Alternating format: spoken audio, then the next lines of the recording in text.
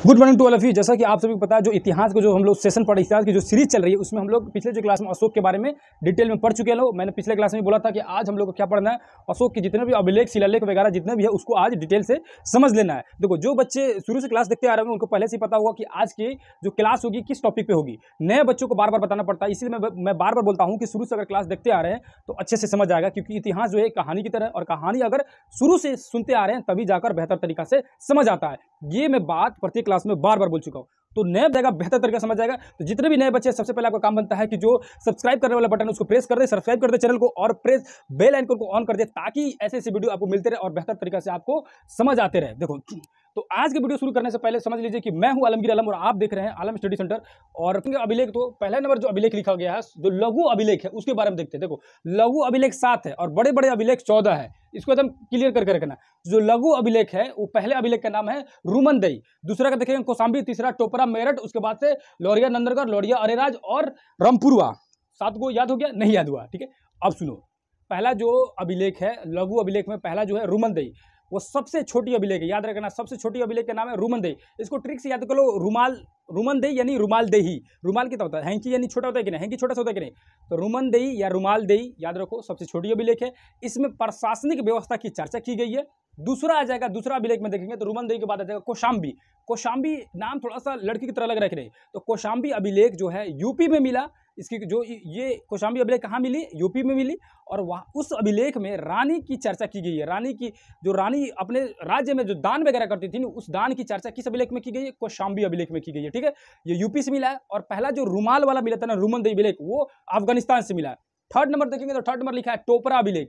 टोपरा और मेरठ अभिलेख है ना, टोपरा अभिलेख हरियाणा में मिला और मेरठ अभिलेख जो है यूपी में मिला। ये दोनों अभिलेख चर्चा में इसलिए हैं क्योंकि टोपरा और मेरठ अभिलेख को फिरोज शाह तुगलक ने क्या किया, वहां से उठाकर दिल्ली लेके चला गया। अब फिरोज शाह तुगलक है कौन? जो नए बच्चे उनको नहीं पता होगा, ये आगे की जब क्लास पढ़ाएंगे, यानी हम लोग जब सल्तनत काल में चलेंगे, जो मध्यकालीन भारत आएगा उसमें आएगा ये फिरोज शाह तुगलक। वो बाद में समझा देंगे। पहले समझो कि सब सिर्फ एक नाम याद कर लो कि फिरोज शाह तुगलक क्या किया, अशोक के टोपरा और मेरठ अभिलेख को उठाकर दिल्ली लेके चला गया, इसीलिए ये चर्चा में है, फेमस है। ठीक है, उसके बाद देखेंगे लौरिया नंदनगढ़ या रामपुरवा अभिलेख या अरेराज अभिलेख। ये तीनों जो अभिलेख है, चंपारण की धरती यानी बिहार की धरती चंपारण में ये तीनों अभिलेख है। कौन कौन अभिलेख है चंपारण में?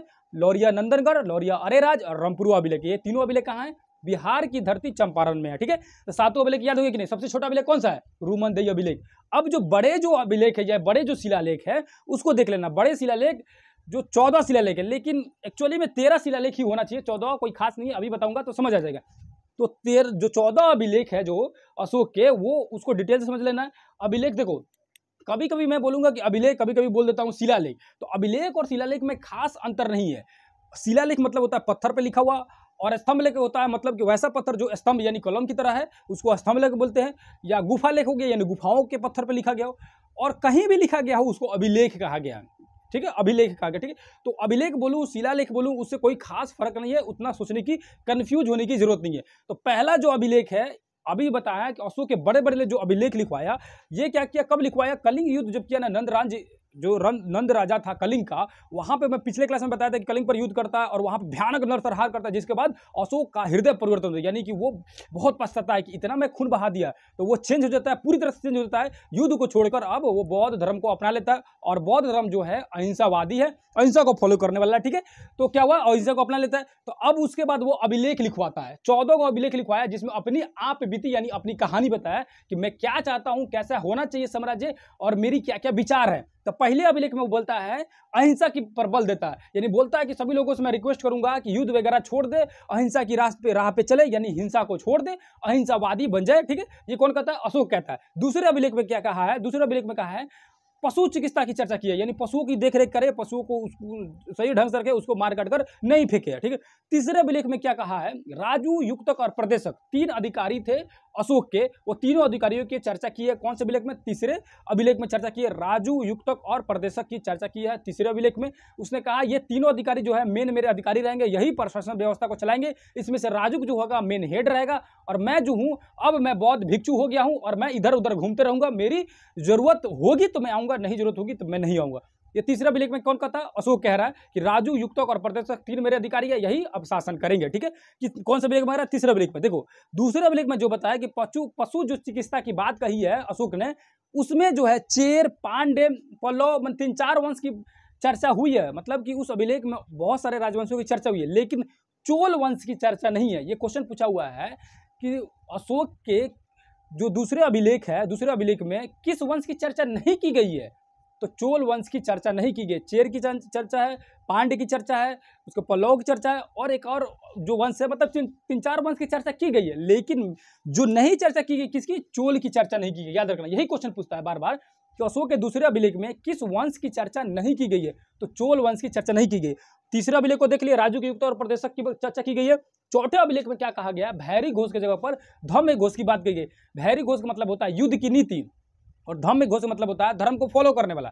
तो अशोक ने बोला कि भैरी घोष को छोड़ दो, यानी भैरी घोष को अब युद्ध वगैरह छोड़ देना है, अब बौद्ध धर्म को अपनाना है, बौद्ध धर्म की नीतियों पर चलना है। ठीक है, यानी ये बात कब कही गई है? चौथे अभिलेख में लिखा हुआ है। पांचवें अभिलेख में क्या लिखा हुआ है? धम्म मात्र महामत, धम्म महापात्र की नियुक्ति की बात की गई, यानी कि धर्म के प्रचार प्रसार के लिए अब एक अधिकारी की नियुक्ति मैं कर रहा हूं। ये कौन कर रहा है? अशोक कह रहा है कि मैं धर्म की प्रचार प्रसार करने के लिए एक धर्म महापात्र यानी कि धर्म की अधिकारी का नियुक्ति कर रहे हैं, जो धर्म का प्रचार प्रसार करेगा।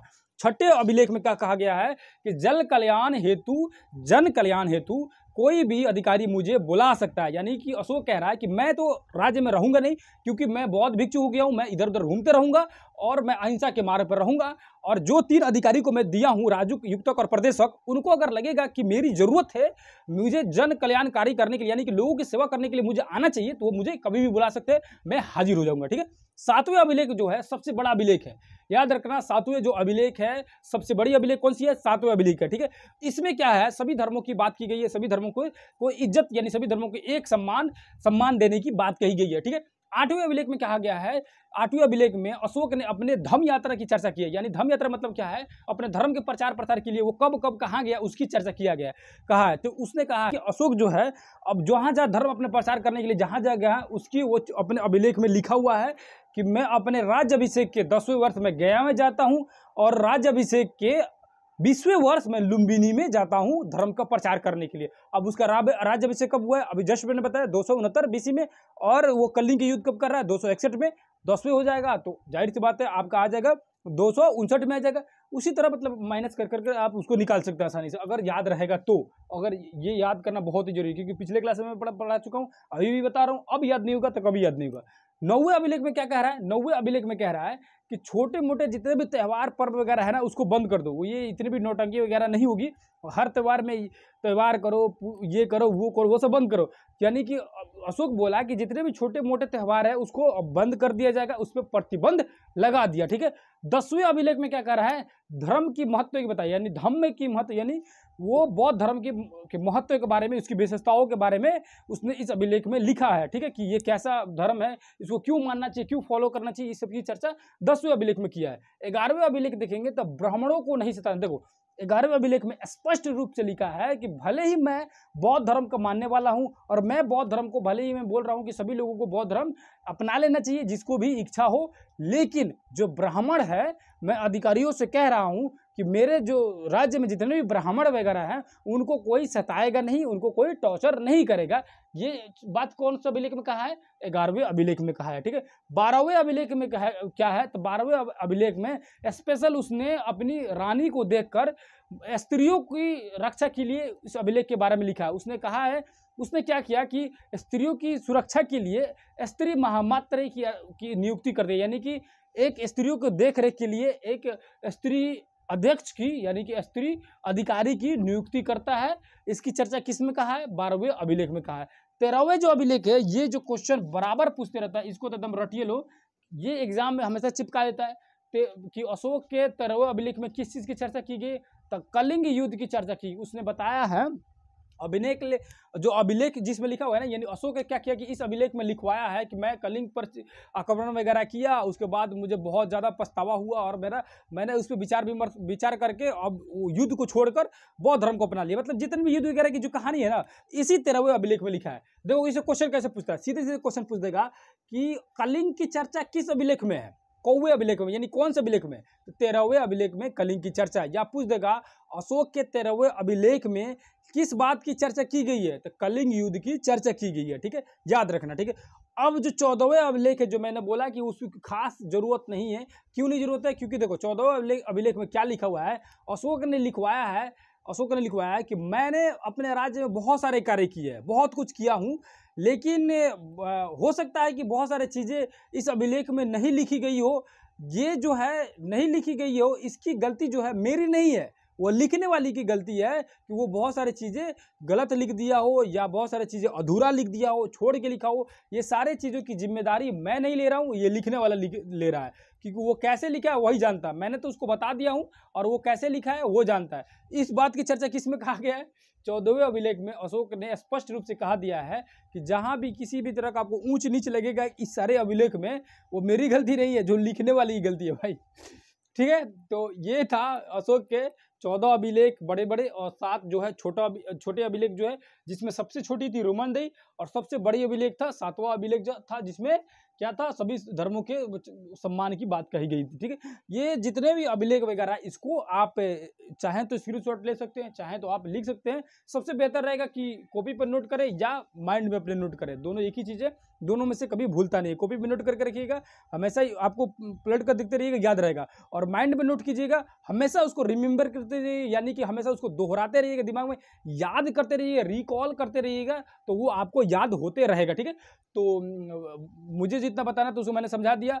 नेक्स्ट क्लास में अशोक के जितने भी छोटे मोटे जो भी बच्चा होगा उसको मैं डिटेल से समझाकर अशोक के चैप्टर को क्लोज कर दूंगा, और नेक्स्ट उसके शासक को अगले जो वंश है उसमें आ जाएगा, अगले वंश को शुरू कर दिया जाएगा। यानी कि हम लोग कहाँ तक आ चुके, हसीन तक आ चुके, यानी हरेक वंश, शिशुनाग वंश, नंद वंश, मशुक में मशुक यानी कि मौर्य वंश पढ़ चुके लोग। अब उसके बाद से शुंग वंश पढ़ेंगे लोग, उसके बाद कण्व वंश पढ़ेंगे लोग। ठीक है, शुंग और कण्व को नेक्स्ट क्लास में, ये अभी थोड़ा सा अशोक के बारे में थोड़ा सा और बचा हुआ है, उसको अगले क्लास में बता देंगे, छोटा सा वीडियो बनाएंगे। उसके बाद शुंग और ये कण्व वंश में चले जाएंगे लोग, इंटर कर जाएंगे लोग।